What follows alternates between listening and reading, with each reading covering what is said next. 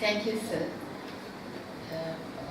I was thinking actually while listening to all these speakers, oh my God, that last part of my title suits me, because I was totally confused as to how to place myself in this discussion.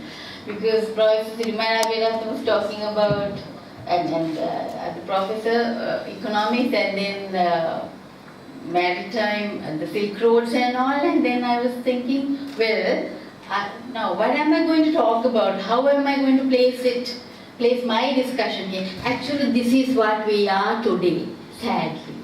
We are a confused nation because we have so many arguments, so many seem to be nice ideas, opinions coming from all over the world, and we are surrounded by a huge, big ocean, and the influx of waves come and hit our shores all the time. One from the western side, the other from the southern, the eastern, northern, and we are constantly fluctuating inside, captured inside this small island. So that's what we are actually. So in such a context, I begin my discussion. So, this Westoxication, actually I was very fascinated by this word when I first heard it in March this year by one professor, Professor Asantha Aththanayake at Odisha, conference at Utkal University, and he's the one I first heard using this word Westoxication, so I immediately borrowed it and used it, so I must give him the credit. So, English cultural Westoxication, that is intoxication by the West, and it's a coined word, and then confused nations.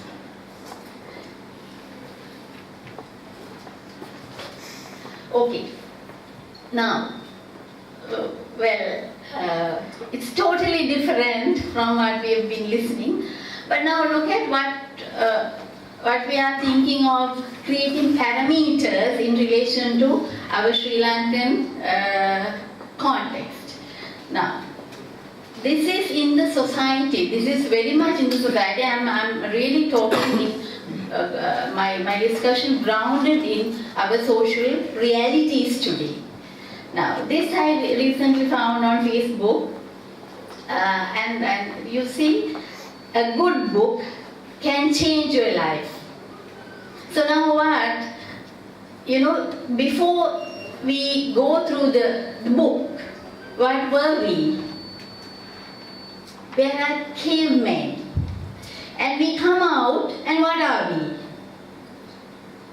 Look at what we are wearing, what we are carrying. We are wearing Western clothes. So I hope I would not offend anybody who is wearing. I know the KDU has a standard, they have protocols. So I've heard so much about it from my friends who are seated here. So anyways, now what? What do we mean by I'm coming to that, yes. What do we mean by change in your life to the better, obviously?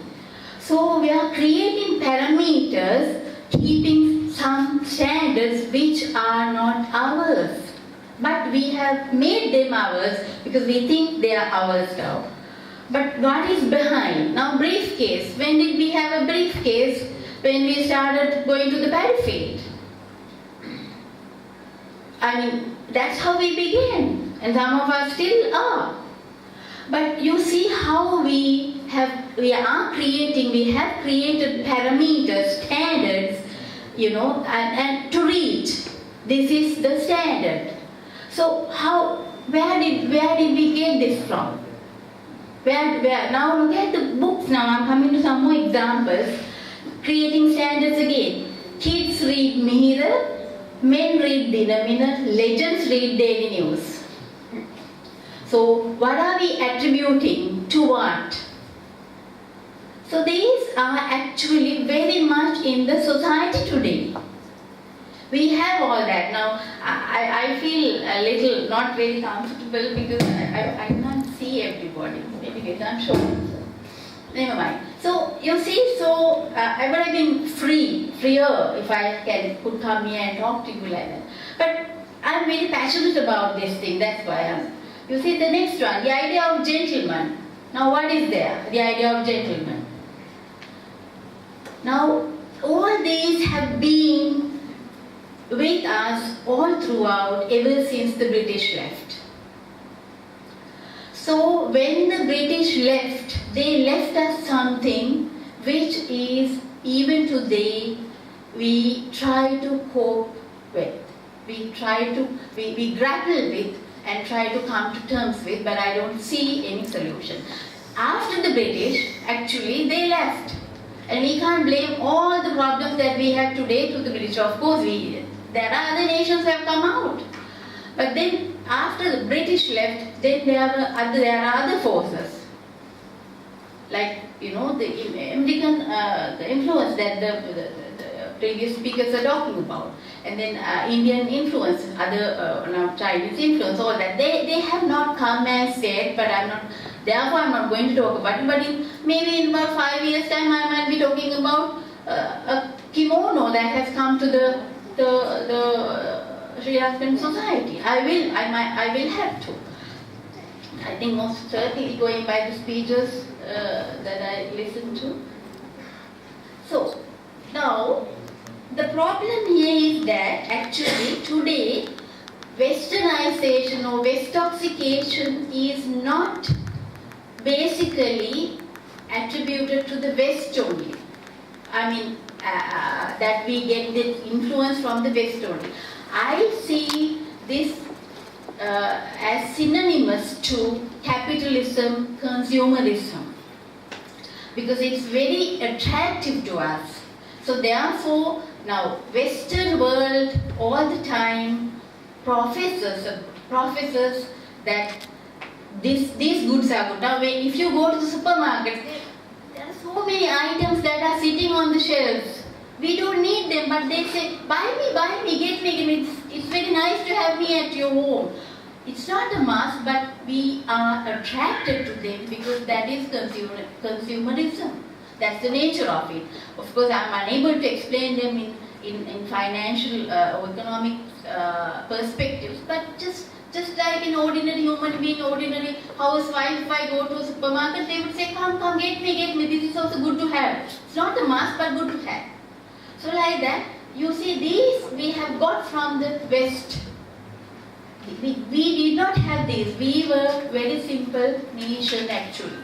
But given the scenario that we have identified ourselves, or we like to identify ourselves with this consumeristic or westernized products. And the sure manifestation of this is English. If we can say something in English, we can definitely identify ourselves with that society. You see, so actually this data I have started collecting from 2007, and Professor Gunaratna, so I interviewed this for my PhD. If you remember, sir, when you were the Dean Management Faculty, I came and interviewed you too for my research, 2007. Then I've been collecting data on these issues from 2007 to actually 2017 on this year. Now our students, most of the students who come to art faculties and other faculties also, if I ask you, what is the skill that you would like to improve the most?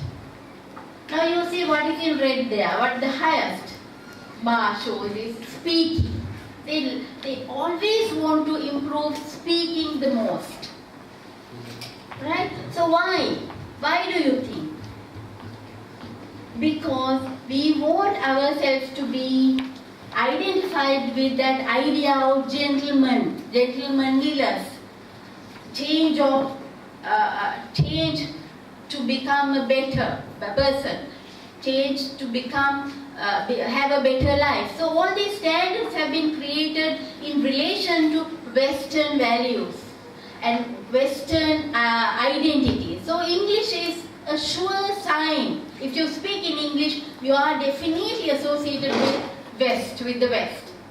and with the idea of gentleman that we have created in our mind. So then that is why our students, I believe, want to speak in English mostly to show that they belong to a higher class. The uncertainty, but the sad part of it is that if you ask them, okay, now you have come to the university level and you have studied English from grade 3 to grade 13, and why don't you still speak in English? So these have been the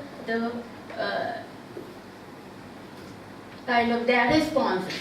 Now some say, this is respectively from 2011, 13, 16, 17, because I am shy to speak in English because others might laugh at me for my mistakes.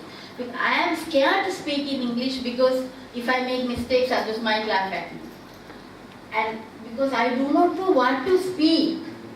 So there's this uncertainty, there's this lack of confidence to speak in English also, even though they want to belong to a higher class or the standard that we have set ourselves to achieve, and to show that still they have this reluctance to speak in English, even though they want to show that they know English. So my contention is that actually in the Sri Lankan context, minority elites have set themselves up as the